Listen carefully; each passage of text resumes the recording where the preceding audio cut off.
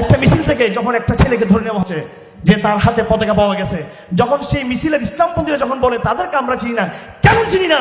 এই সমাবেশে আমি কয়জনকে চিনি, কিন্তু যারাই পতাকার মহব্বত, কালেমার পতাকা যারা লালন করে, কালেমার ভালোবাসা যারা অন্তর লালন করে, প্রত্যেকে আমার আত্মীয়, সবাই আমার বন্ধু। সবাই আল ওয়ালা ওয়াল বারা কাকে বলা হয়েছে? যারা একবার অরিজিনাল আমেরিকান বুদ্ধিজীবী বা রাজনীতিবিদ, তারা কিন্তু এগ্রেসিভ না। তারা বলছে এটা কালেমার পতাকা, ও আচ্ছা এখানকার চেতনা, আচ্ছা কালেমার পতাকা, সমস্যা নেই। কিন্তু এখানকার যেগুলা গরিব মিসকিন সেগুলার, এই ফুটপাথের সেগুলার, টোকাই সেগুলার, হ্যাঁ এই টোকাই সেগুলার, তার মাথা খারাপ। আপনি আমেরিকাকে বলতে পারবেন যে it is only our heart, our emotion, আমাদের একটা আমার স্পিড, আমাদের একটা স্পিড, সে মেনে আছে, ঠিক আছে, আমরা তো এরকম ক্রুসেডের ইয়ে রাখি, ক্রুসেড লটকে রাখি, তোমরা এটা রাখো, সে মেনে নিবে। কিন্তু টোকাই সেগুলাররা বলতে না, এটা এটা আইএস, হ্যাঁ টোকাই সেগুলার। এই টোকাই সেগুলারদের মতো যদি আমরা ইসলামপন্থীরা টোকাই ইসলামপন্থী, এটা মানাবে? হ্যাঁ, মডার্ন ইসলামপন্থা মানে টোকাই ইসলামপন্থা, মডার্ন ইসলামপন্থী হয়ে যান কেন? আমরা টোকাই হবে কি জন্য? দুনিয়া টোকাই হওয়ার জন্য আমরা আসিনি, আমরা একটা আদর্শ নিয়ে এসেছি। আমরা আগামী দিনের স্রোত পরিপূর্ণ তৌহিদের দিকে স্রোত রূপান্তরিত হবে ইনশাআল্লাহ আজিজ।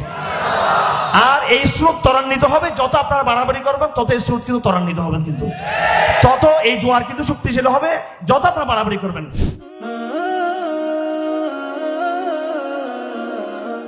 আলা নবী সাইফুল মাবরুস বাইনা ইয়াদাই সাআহ الذي لا نبي بعده وعلى آله وصحبه الذين قالوا نحن الذين بايعوا محمدا على الجهاد ما بقينا أبدا.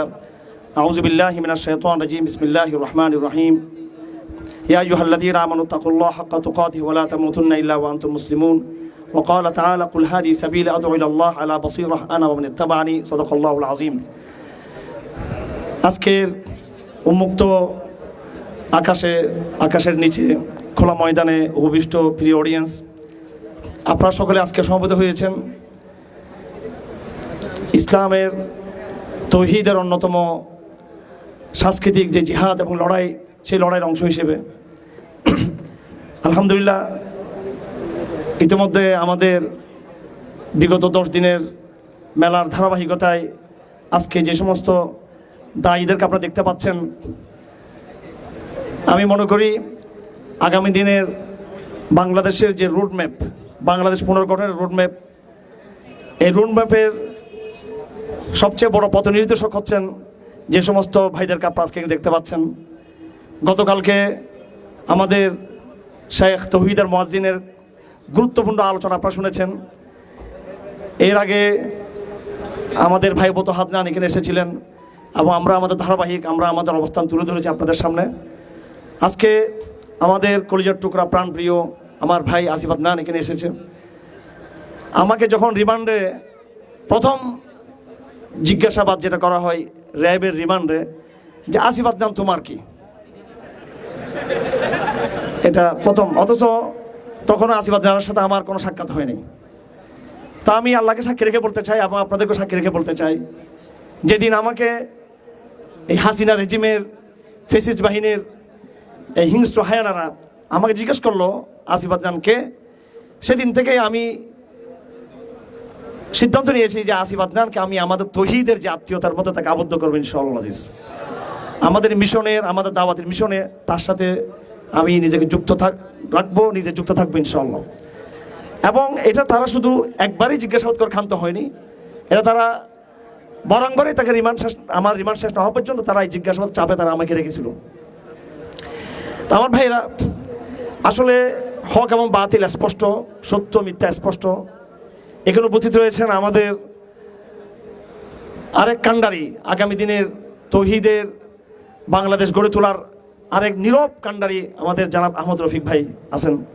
আমি শব্দগুলো কোনো রকমের আবেগ এবং কোনো রকমের ইমোশন থেকে বলছি না, শব্দগুলো আমি বাস্তবতার জায়গা থেকে বলেছি। আমি নিজে একজন পড়াশোনা অভ্যস্ত ব্যক্তি। আমি আমার পড়াশোনার মধ্য দিয়েই আমি মূল্যায়ন করার চেষ্টা করি যে কাদের নেগেটিভ, কাদের অবস্থানটা অধিক যুক্তিসঙ্গত এবং কোরআন সুন্নাহর পাশাপাশি।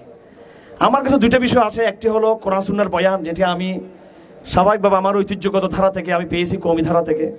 পাশাপাশি এর বাইরে যে পড়াশোনা আমার পলিটিক্যাল সায়েন্স নিয়ে, বিজ্ঞান নিয়ে, অর্থনীতি নিয়ে, সবগুলোকে আমি তুলনা করে বাংলাদেশে সবচেয়ে এই যুক্তিসম্মত যে বয়ান এবং যে বাস্তববাদী ন্যারেটিভ, যেটা ইসলামকে শুধু করে না বরং আগামী দিনের যে বিশ্ব কীভাবে গড়ে উঠবে এই আন্তর্জাতিক রাষ্ট্রবিজ্ঞানের যে জায়গা, এই জায়গা থেকে আমি সিদ্ধান্ত নিয়েছি আমি আসলে কাদের সাথে চলতে চাই। আমি এমন কারোর সাথে চলতে চাই না যারা আমাদেরকে সাময়িক একটা বিজয় দিয়ে চূড়ান্ত পরাজয়ের দিকে আমাদেরকে নিয়ে যাবে।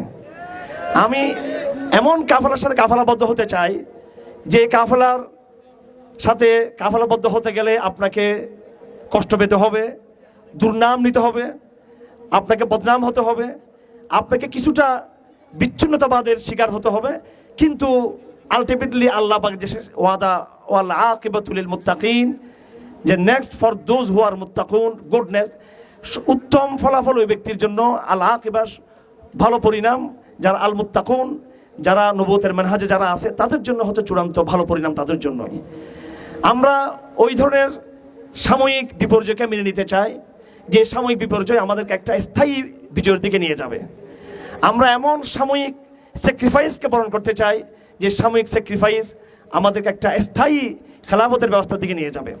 আমরা এমন অস্থায়ী সংকটকে মেনে নিতে চাই, আমরা এমন অস্থায়ী কিছু জুলুম এবং নির্যাতনকে মেনে নিতে চাই যে অস্থায়ী জুলুম নির্যাতন আমাদেরকে একটা স্থায়ী ইসলামের শান্তির দিকে আমাদেরকে নিয়ে যাবে। আর একদিকে অস্থায়ী শান্তি রয়েছে, অস্থায়ী পদ পদবি রয়েছে, অস্থায়ী ইসলামের ক্ষমতায়ন রয়েছে। অনেকে আমরা স্বপ্ন দেখতেছি আমার নিজেদের মধ্যে, আমার একেবারে একান্ত আপনজন স্বপ্ন দেখতেছেন হাসিনা চলে গেছে, এখন আমরা ক্ষমতার খুব কাছাকাছি। আমরা তো যে ফরম্যাটে আমরা ক্ষমতার স্বপ্ন দেখতেছি এটা একটা পাশ্চাত্যের পাতানো ফাঁদ। এই ফাঁদে আপনাকে তারা 10 ভাগ দিবে আর 90 ভাগ আপনার থেকে তারা ছিনিয়ে নিবে। এই ইঙ্গিত ইশারাগুলো যদি আমরা না বুঝি এটা বড় বিপজ্জনক। যারা আমাদেরকে মনে করেন যে আমরা আবেগপ্রবণ, আসলে আমরা আবেগপ্রবণ না, আমরা কঠিন বা বিবেকপ্রবণ মানুষ আমরা, আলহামদুলিল্লাহ। আমরা দেখি যে আকাশে বিপদ আর বিপদ, আমার মাথার উপরে মেঘ আর মেঘ, এটা আমরা দেখতেছি, দেখবো না দেখতেছি। আমরা দেখতেছি জাতিসংঘের মতো প্রতিষ্ঠান, আমরা দেখতেছি ভারতবর্ষ, আমরা দেখতেছি আমেরিকা, আমরা দেখতেছি ব্রিটেন, আমরা দেখতেছি ইউরোপের শক্তি, আমরা দেখতেছি যে এই অপশক্তি ফিলিস্তিনকে নিশ্চিহ্ন করে দিচ্ছে। আমরা দেখতেছি তাদের দূষণরা ভারতবর্ষ চতুর্দিকে আমাদের ঘেরাও করে রেখেছে, দেখতেছি আমরা দেখতেছি আমাদের দেশে কি পরিমাণ তাদের আস্ফলন, তাদের অপশক্তি সব দেখতেছি। কিন্তু সাথে সাথে আমরা এটাও দেখতেছি যে সেতারুকে আগে যাহা আর হে, এই নক্ষত্রের পিছনেও নক্ষত্র রয়েছে, এই মেঘের আগেও কিন্তু আকাশ রয়েছে, সেটাও আমরা দেখতে পাচ্ছি। হাজারো সংকট আমরা দেখি, আমরা বুঝি, আমরা বুঝবো না কেন? আপনারা সবকিছু বুঝেন, আমরা জানি না আমেরিকার শক্তি কতটুকু, জানি ভারতের শক্তি আমরা জানি। এদেশে মিলিটারি আছে, গোয়েন্দা সংস্থা আছে, বাহিনীরা আছে, এদেশে মিডিয়ার শক্তি আছে, এদেশে প্রথম আলো আছে, ডেইলি স্টার আছে।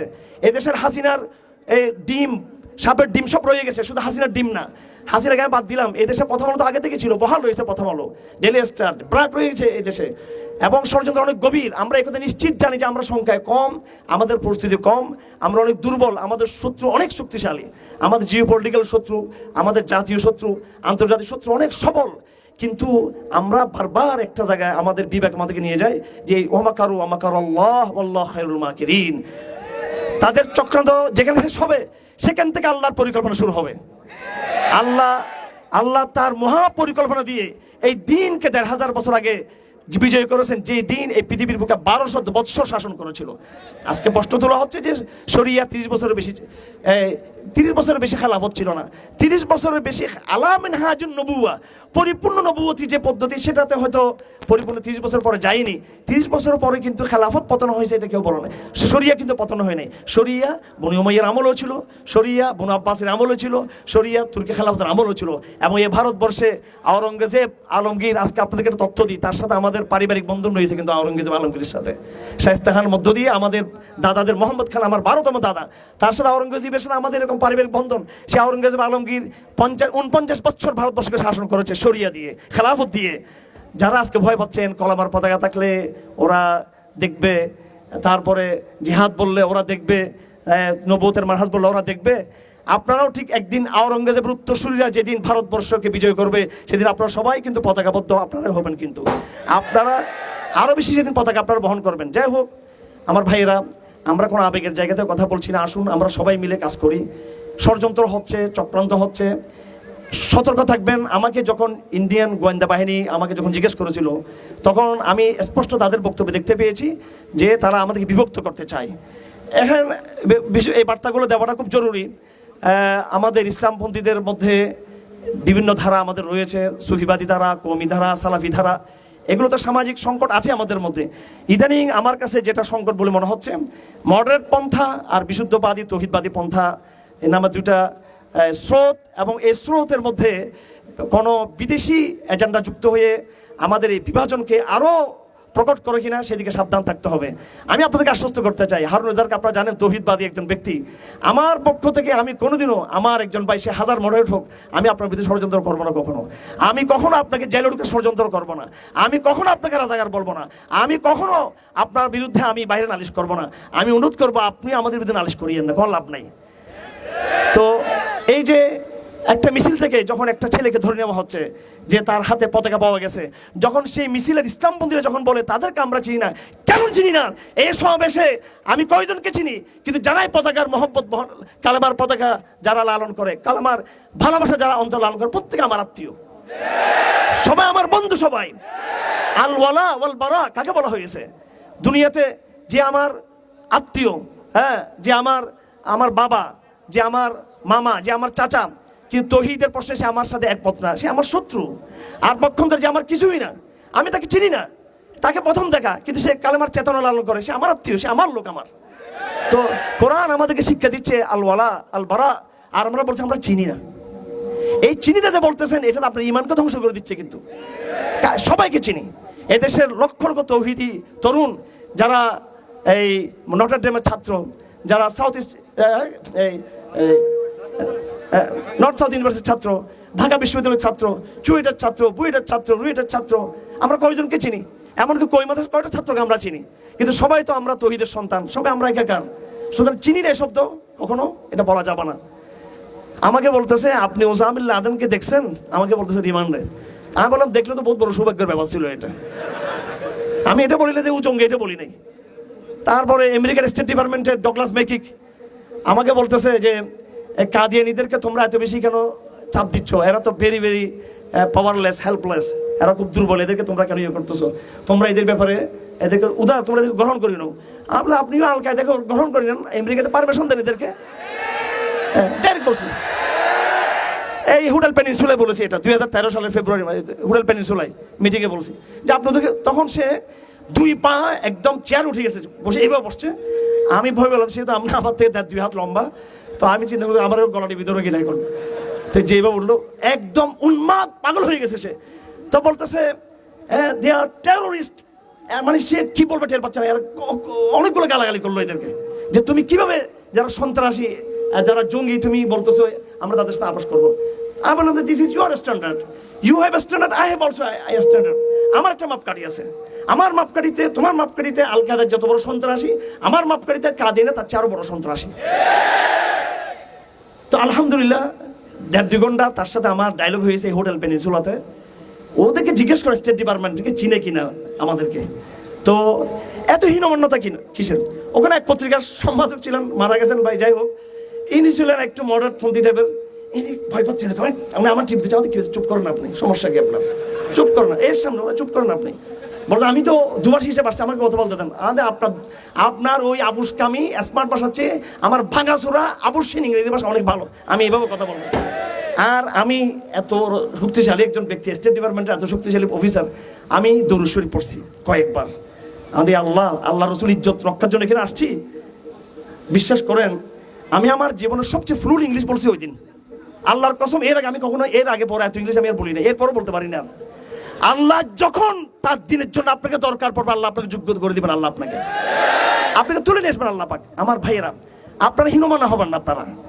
আপনারা এটা মনে করিয়েন না যে আমেরিকাকে খুশ রাখলে, গণতন্ত্রের তারিফ করলে, একটু জাতীয়বাদের পক্ষে থাকলে, তাদের সিম্বলগুলো তুলে ধরলে আমরা পার পাবো। যদি এটা মনে করে থাকেন, তাহলে বিগত দিনে জামাত ইসলামীর নেতৃবৃন্দের ফাঁসি কেন হলো? সবটাই তো করা হয়েছিল, কেন হলো এরকম? এবং আজকে আল্লাহকে সাক্ষী রেখে বলতে চাই, আমার এই কথা রেকর্ড করুন, এই জামাত ইসলামী নেতৃবৃন্দের ফাঁসির কারণে আমি সবচেয়ে বেশি দুঃখ পেয়েছি। আমি নিজামী রহমতুল্লাহ আলাইহির শাহাদতের সময় আমি সারা রাত ঘুমাতে পারি নাই, ঘুমাতে পারি নাই। এবং হানিফি মাযহাবে এই যে আপনার এই গায়বানা জানাজার নামাজ কিন্তু নাই, এটা অন্য মাযহাবে আছে। তারপরও কিন্তু আমি জামাত শিবিরের ভাইদেরকে আমি গায়বানা জানাজার নেতৃত্ব দিয়েছি। আমি এই চট্টগ্রাম কারাগারে যেদিন কামরুজ্জামানকে শহীদ করা হয়, সেদিন আমি তাদের গায়বানা জানাজার নামাজ পড়িয়েছি। আজকে যদি সেই অ্যাঙ্গেল থেকে যদি বলা হয় এরা তৌহিদবাদী, এরা আসিফ আদনান, হারুন আজাদ, জসিমুদ্দিন রহমান একজোট, তাহলে এটা কিন্তু দুঃখজনক কথা হবে। আসুন একটা বাংলাদেশ আমরা গড়ে তুলি।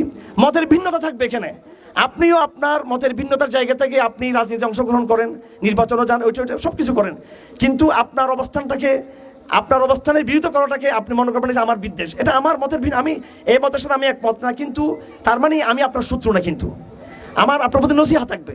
এইভাবে এই চরমনের বিষয়, তবলিগ জামাতের বিষয়, সালাফি এবং হানাফি যে বিষয়গুলো আছে, আমাদের সবার মতের ভিন্ন থাকবে। আজকে আমরা মাগরিব নামাজ পড়েছি সবাই, কথা ঠিক কিনা? আপনারা সবাইকে এখানে হানাফি যা বলেন, সবাইকে হানি মতো নামাজ পড়ছেন, কথা বলেন না কেন? নিশ্চয়ই আপনারা অনেকে আমিন জুড়ে বলছেন, বলেন না? আমি তো শুনছি আমিন জুড়ে বলছেন। আমি একজন হানিফি লেখক, আমি একজন হানিফি মুহাদ্দিস, আমি হানিফি উসুলের কিতাব লিখেছি, আমি উসুলুল মাবাদির হানিফি ফি উলুমিল হাদিস, আমার একাধিক কিতাব আছে। আমি একদম কঠিন হানাফি তাত্ত্বিকভাবে, উসুলিভাবে। আমি কি আপনাদের কেউ কোনোদিন মসজিদে বলেছি যে কে আমিন যারা জুড়ে তাদেরকে বের করে দিব?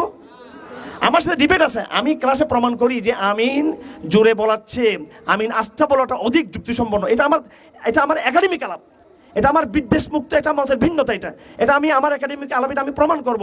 কিন্তু যে আপনার আলাপটাও কিন্তু সাহাবাদের দ্বারা প্রমাণিত, আমি আপনাকে বাতিল গণ্য করতে পারি না, কারণ আপনিও কিন্তু খবরে ওয়াহিদের মধ্যে আছেন, আপনিও হাদিসের মধ্যে আছেন। যদি আমি মনে করতেছি আমার খবর ওয়াহিদটা শক্তিশালী, আমি আপনাদের মনসুখ মনে করি।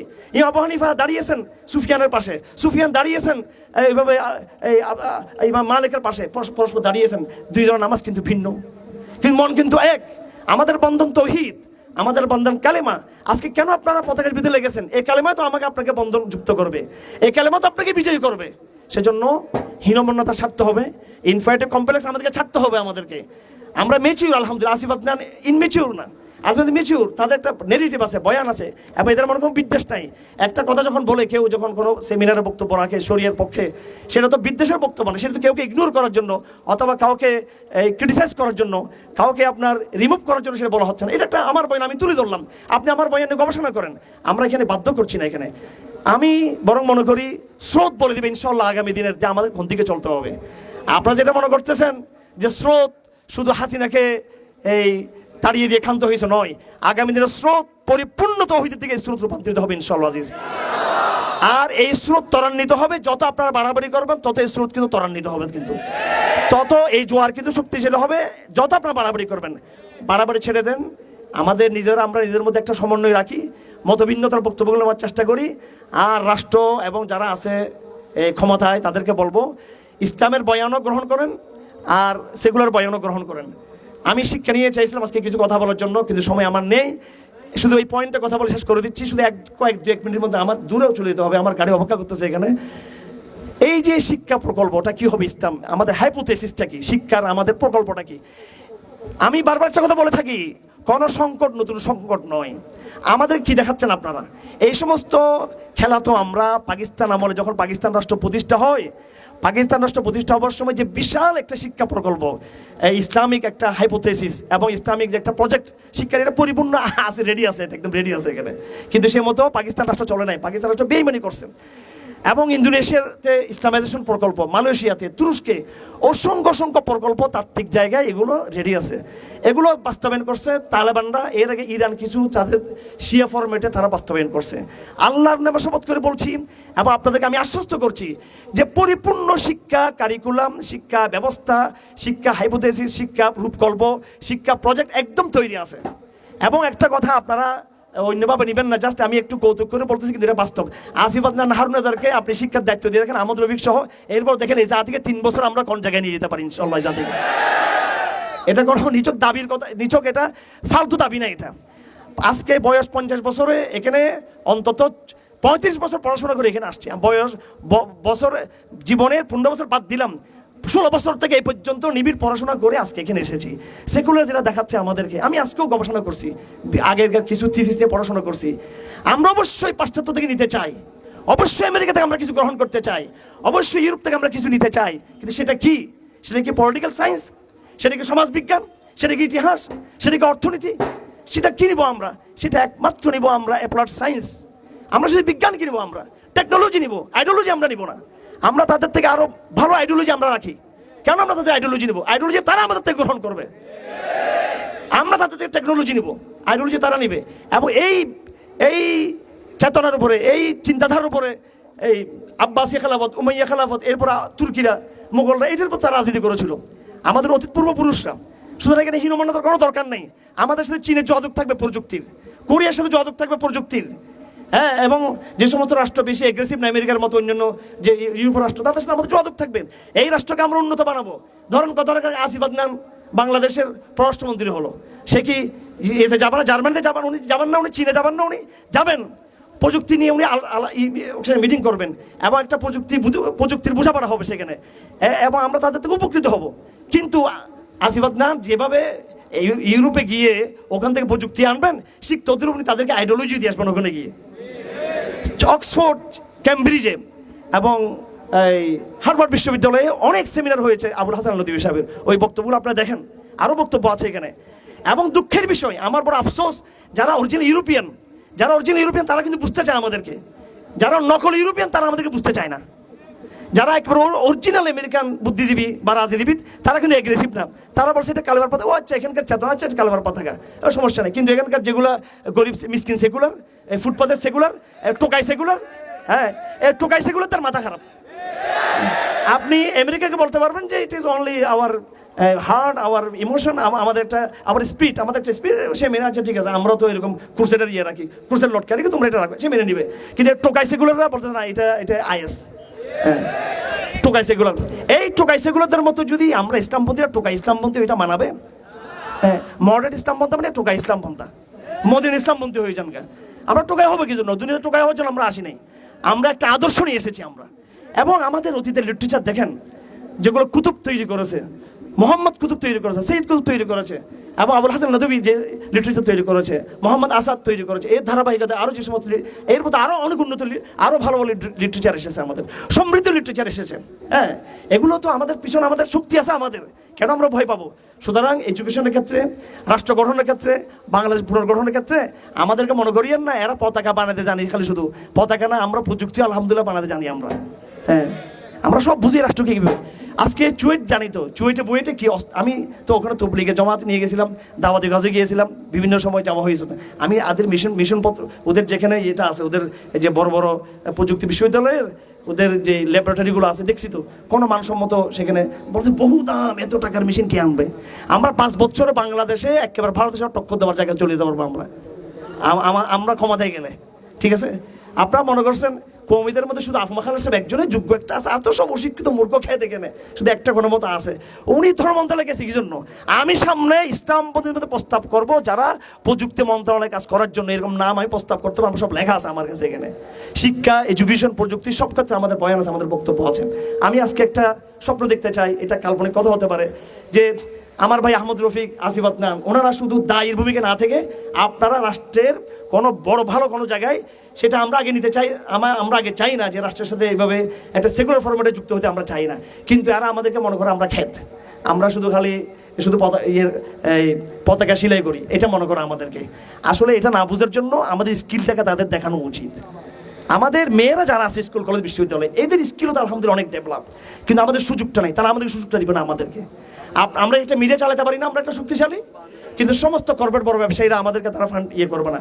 আপনি এখন শিল্পপতিরা আসুক, আমাদেরকে সাহায্য করুক, সহযোগিতা করুক, এরপর দেখেন আহমদ রফিকের নেতৃত্বে কত বড় শক্তিশালী মিডিয়া হতে পারে। আমরা আমাদের ভাই আহমদ রফিক সাহেবকে শুধু সিয়ানোর সম্পাদক হিসেবে দেখতে চাই না, আমরা আগামী দিনের প্রথম আলো, ডেলি স্টার এবং 21 টেলিভিশন, তারপর কি 71 টিভির কাউন্টার করতে পারে, এরকম একটা মিডিয়া ব্যক্তি হিসেবে আমরা তাকে দেখতে চাই। এবং আমার ভাই আসিফ আদনানকে আমরা দেখতে চাই বাংলাদেশকে প্রেজেন্ট করবে বিশ্বের মুখে গিয়ে, ওই জায়গায় আমরা দেখতে চাই। তো এইভাবে আমরা বাংলাদেশকে গড়ার স্বপ্ন রাখি, এবং আলহামদুলিল্লাহ স্কিল আমরা রাখি। আমরা স্কিল রাখি, এ কথাটা আমি শুধু সেগুলোদেরকে বলছি না, মডার্ন ইসলামপন্থী যারা হীনমন্য দেশে তাদেরকে বলতে চাই। আল্লাহ পাক সুবহানাহু ওয়া তাআলা আমাদের সকলকে এই কালেমার বিশুদ্ধ চেতনা লালন করার তৌফিক দান করুন। ইসলাম বিজয়ী হবে যেভাবে 1500 বছর আগে হয়েছিল ওই পন্থায়, ইসলাম পরাজিত হবে ওইভাবে যে পন্থায় ইসলাম যুগে যুগে পরাজিত হয়েছিল। যে সমস্ত কারণে কিভাবে পরাজিত হয়েছিল, ইসলামের তাত্ত্বিক পরাজয়ের সূচনা হয়েছিল বনু আব্বাসীর আমলে। কারণ কেন আপনি দেখবেন, এই বনু আব্বাসীর আমলকে বলা হয় ইসলামের পতনের যুগের সূচনা। কেন? তারা ওই গ্রিক দর্শনে তারা অনুকরণ করেছিল, কথা ঠিক কিনা? এরপর ইসলামের আরেকটা তাত্ত্বিক বিপর্যয় ঘটে কোন সময়, যতদিন ওসমানীরা সামরিক শক্তিতে অগ্রগামী ছিল, জিহাদের পতাকা তাদের হাতে বুলন্দ ছিল, ততদিন ওসমানীরা সারা বিশ্বকে ভয় লেগিয়েছে। আর যখন ইয়াং তুর্কি, নাম শুনেছেন আপনারা? ইয়াং তুর্কি মুভমেন্ট, আরো বিভিন্ন মুভমেন্ট তৈরি হলো এবং বিভিন্ন ব্যক্তি তুর্কি এরা কি করলো, হীনমন্যতার জায়গা থেকে ইউরোপের সাথে তারা তুরস্ককে মিলেতে যেতে লাগলো। আর তখন থেকে তুর্কির পতন ঘটলো। আবার আরেক ইসলামপন্থী দোকান এসে তুর্কি কিছুটা উঠিয়ে নিয়ে আসছে আবার। তো এই যে ইসলামের অতীতের অধপতন হয়েছে আপোষ করার কারণে, ইসলামের অতীতের অধপতন হয়েছে মুসলমানদের এই মডার্ন পন্থার কারণে, ইসলামের অতীতের অধপতন হয়েছে মুসলমানদের সেটা ছিল একটা সমন্বয়ের কারণে। কিন্তু ইসলাম বিজয়ী হবে কিভাবে? যেভাবে আগে বিজয়ী হয়েছিল ওই পন্থা ইসলামকে বিজয়ী করতে হবে। আল্লাহ পাক আমাদের সকলকে কালেমার সৈনিক হিসেবে আমাদের গ্রহণ করুক আল্লাহ পাক, এবং বুদ্ধিভিত্তিক কালেমার সৈনিক, দাওয়াভিত্তিক কালেমার সৈনিক, জেহাদ ভিত্তিক কালেমার সৈনিক, তৌহিদের চাতানওয়ালা কালেমার সৈনিক হিসেবে আল্লাহ পাক আমাদের সবাই কবুল করুন। ও আমা আলাইনাল বালাগ ওয়া আখির দাওয়ানা আলহামদুলিল্লাহি রাব্বিল আলামিন। আমি প্রিয় অডিয়েন্সকে আজকে দুইজন হিরো আপনাদেরকে উপহার দিয়ে যাচ্ছে এখানে। আমার ভাই আসিফ আদনান, লিল্লাহি তাকবীর, লিল্লাহি তাকবীর। আমার ভাই আহমদ রফিক, লিল্লাহি তাকবীর, আপনাদেরকে দিয়ে যাচ্ছি। এবং এখানে আরো আমার বিদ্যান ভাইরা আছেন।